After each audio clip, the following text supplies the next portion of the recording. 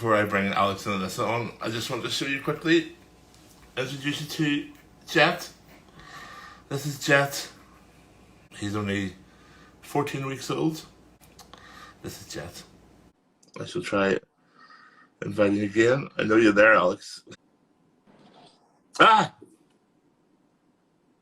Something has happened. Hey. Aha! This looks good.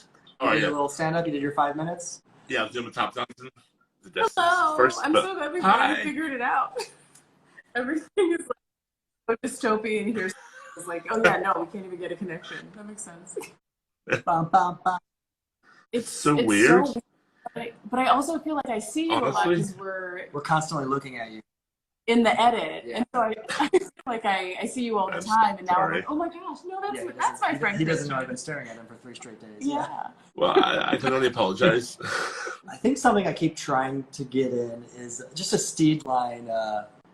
I'm as mean as I am nice, and I'm real fucking nice. I just feel it's like the perfect gentleman pirate line, and it just keeps falling out. Keep throwing it in different episodes and in different cuts, and it just keeps kind of way out. But there's always so much great stuff, like John and Frenchie in the room. Do you remember like improvising all sorts of stuff that could have been in the room? Like really fun, really cute stuff, and you guys are like so nice together. I was a huge Goonies fan, like growing up, and there's like that famous deleted scene in Goonies where they fight an octopus. Oh, I don't know if you've ever seen that one, but I really wanted to see an octopus like on set, like just completely selfishly, I wanted to see an octopus.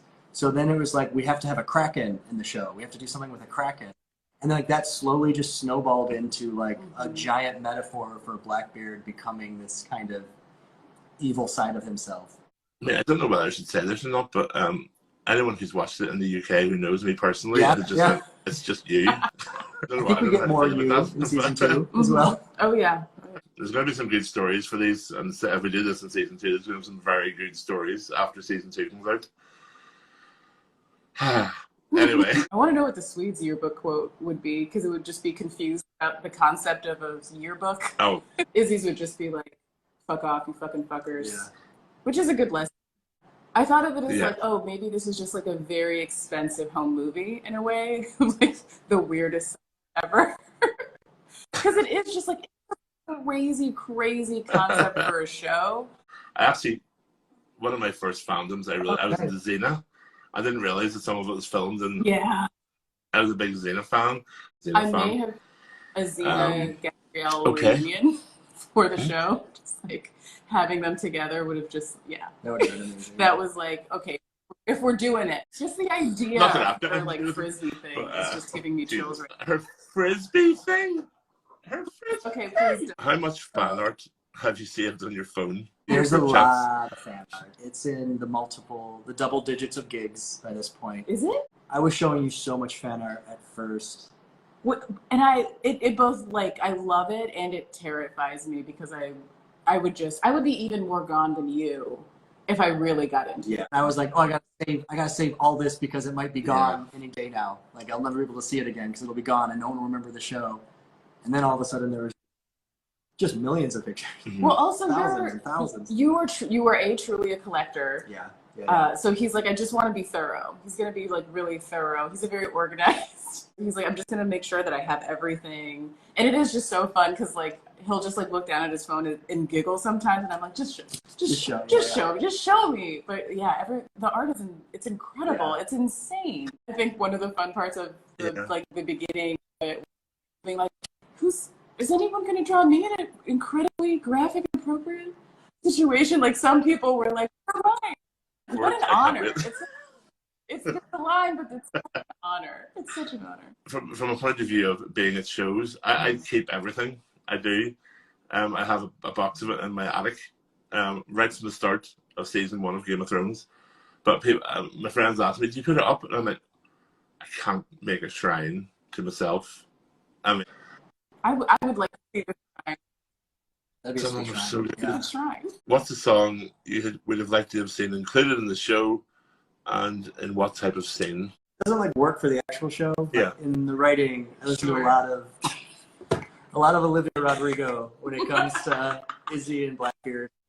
Enough for You, I feel like is the perfect song for like their relationship. I got him on Olivia Rodrigo on like one road trip, and it just really. It was like, this is Izzy and Blackbeard completely. Breakup song after breakup song. David, the showrunner, he has such an off-center taste in music. You guys don't know this, but he always has like a boombox with him on set, and like if there's any downtime, there's gonna be music on, and it's always stuff I probably don't know. It's from all these weird genres and eras. This season, I'm so excited for a lot of the songs we get to play. Half of them I'd never heard before. They're amazing. Yeah. There's some really fun ones coming up. The best and worst thing about being on Twitter. I mean, the best is like seeing on such a minute, small scale of like what connects with people. Like Blackbeard's. Like the worst is part of the best as far as like it's all the inappropriate, spicy stuff that you see. But then you have to go in and see your coworkers after having just seen or read something very graphic about them, and then it's just awkward for a few hours or a few days. Yeah. I'm so happy for you. Yeah. Happy for all of you. You got in for like a. Like this is. I was like, this is it's too big. It's too big, and I would just never leave. The fact that like rowboats are kind of just like Ubers that you can get around the whole ocean. Some people I think are annoyed by it, but not enough. Not enough. Yeah. Maybe a week to a month before production, we had Blackbeard's ship like in every episode. Like it would sail next to the Revenge. And that's like why his crew, I think, is that episode 5? That is like the fuckery episode. You see parts of his crew that are just kind of on the Revenge that you never see again. We disappeared those guys. We just disappeared it. Never made mention of it. We have like the best craftsmen in the world in like every department, and it's just like really, really stunning, gorgeous work, and everyone has like thought about why this character has this item and when, and just like the progression of like Steve's robes tell a story. What is the most valuable advice you've ever received about writing? Just get it out, I think. Yeah. Just like every first draft is just ugly and mutated and horrific to you, and then expose it to the air and other people, and things will get better. We call it like the first draft of things like the vomit draft, which has just like all your hopes and dreams and fears in it, and then it just like you pare it down, it gets better, it gets more specific and emotional and everything. So just like get it out. Writing is rewriting. Yeah. And that's sometimes hard. But like once you get it out, you can do it again and fix it, and then just keep doing that again and again. It's also a pain in the ass. Yeah, we're being very adult about it now, but it's painful. It can be painful. New Zealand's pretty cool with fire. You can have more fire in New Zealand there'll be more fire in season 2 than season 1. Is anyone on Earth who likes fan art more than Alex? No. You want the title? I want the title, yeah. Pound for pound. Yeah. Gig for gig. I think Samba could be close. It's just the algorithm just sending me everything. Yeah, the algorithm I think is also really helpful. It's so funny. It's just like we obviously work together, we live together, and there's just like a whole side of his phone that I like only know a little bit about. What's your favorite ship? Oh, on the show? Maybe Buttons in the Sea. Buttons and Carl on any show. Well, Xena and Gabrielle loom large. I think it's the Doctor and Rose. Oh yeah, no, I had like a really big Doctor and Rose situation. I'm talking about fucking ships here, guys. Oh, I thought we were talking about shit. Oh. I thought we were talking about relationships. Yeah.